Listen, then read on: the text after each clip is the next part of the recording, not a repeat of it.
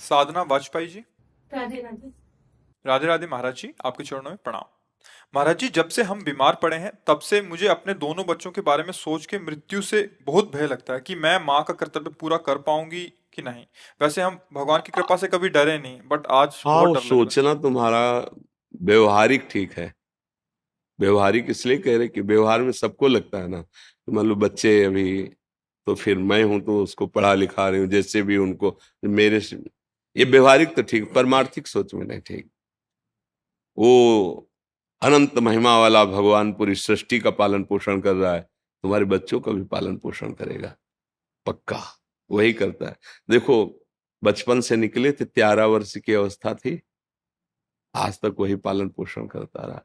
ना हमारे खाने की व्यवस्था थी, ना रहने की व्यवस्था थी, ना कोई मित्र था, ना कोई स्थान, पूरा लंबा जीवन इतना। और भ्रमण करना है, कभी 1-2 वर्ष एक जगह रुक गए, कभी ऐसा तो नहीं, तो बराबर भ्रमण करना है। वो हर जगह, हर जगह मुझे दुलार करते मिला है। कभी जैसे लोग कोई ऐसे उद्दंड, तो उपदेश अंदर से मिला, ए सहो, ये सहने के लिए, तुम्हारे अहंकार का नाश करने के लिए मैंने भेजा है इसको। तो बस आपका भेजा हुआ हर विधान अमृत है प्रभु।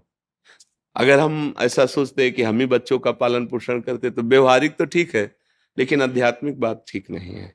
क्योंकि सबका भरण पोषण भगवान, गर्भ में आप क्या पोषण कर रहे थे अपने बच्चे का? वही तो कर रहा था ना। गर्भ में आप क्या व्यवस्था कर रहे थे? गर्भ के जब बाहर आया तो बिना किसी प्रयास के उसके पोषण के लिए स्तनों में दुग्ध आ गया, जबकि वो अन्न नहीं पचा सकता। तो कितना गर्म, कितना मीठा, कितना उसको, वो पहले से व्यवस्थित है और वो पीकर हष्ट पुष्ट होता है। तो विचार करो, जो गर्भ में पोषण किया, गर्भ के बाहर आने पर तो भोजन व्यवस्था कर दी ना। देखो, उसको पीना किसने सिखाया? सहज में वो पान कर ले, वो छोटा बच्चा, उसको सिखाना थोड़ी पड़ा है।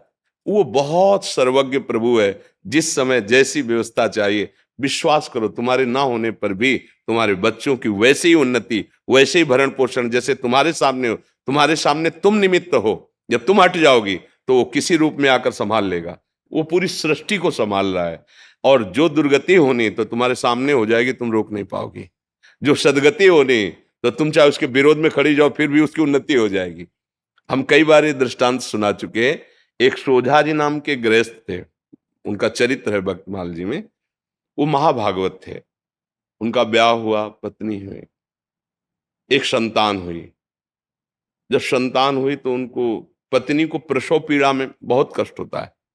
उसका रोना चिल्लाना ये सब सुन करके जब प्रसव हो गया, बच्चा कुछ समय का हो गया, तो उनका जीवन में दोबारा मैं गर्भ धारण करने की चेष्टा नहीं करूंगा, क्योंकि बहुत कष्ट होता है।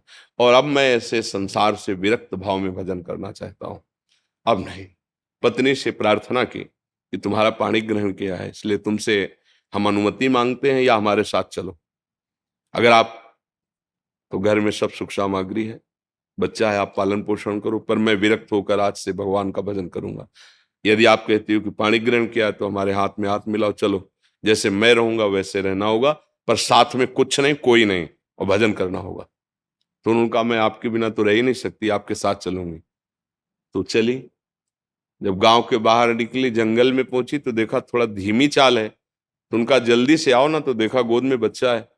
तो पलट उनका कहा था कि हमारे साथ अन्य कोई नहीं चलेगा, सिर्फ आपकी अनुमति है, आप बच्चा ले। तो बोले, नवजात शिशु, इसको कहाँ छोड़े, इसको कौन पालन पोषण करेगा? तो उन्होंने कहा, सब जीव जंतुओं का पालन पोषण करता है, वही भगवान करेगा।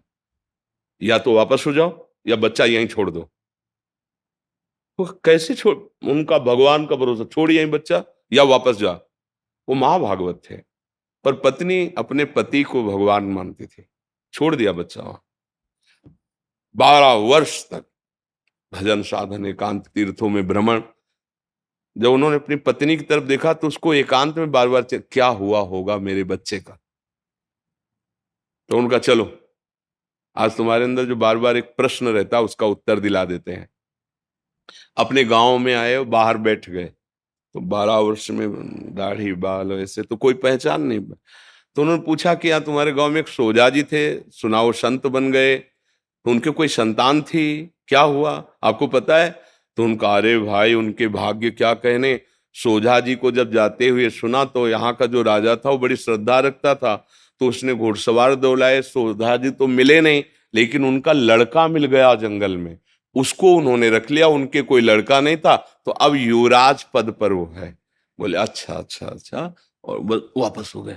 पत्नी इसका देखा, घर में रहते तो हम गरीब किसान थे, लड़के को क्या बना पाते, लेकिन भगवान के हुए तो क्या बना, युवराज, और आगे चलकर वही राजा बनेगा। आप चिंता मत कर, चुपचाप भजन कर। ना कोई जंगली पशु पक्षी खा पाया बच्चे को, ना कोई हानि पहुंची, और अरे सर्व रक्षक भगवान, भरोसा भगवान का। तो तुम माँ हो, तुम्हारा सोचना ऐसा ठीक ही है, पर वो मोह के कारण। भगवान विश्व के माता पिता, तुमेव माता च पिता तुम, वो विश्व का पोषण कर रहे हैं। देखो पशु पक्षियों का, कितने सुंदर सुंदर पक्षी, और जंगल में रहते हैं, हष्ट पुष्ट रहते हैं, कोई उनकी दवा करने वाला नहीं। रहीमन बहु भेषज करत, ब्याज न छाणत साथ, खग मृग बसत अरोग, हरि अनाथ के नाथ। उनकी कौन दवा करता है, कौन भोजन, सब हष्ट पुष्ट स्वस्थ। भगवान पूरे विश्व का भरण पोषण करते हैं, आपकी संतान का भी भरण पोषण करेंगे।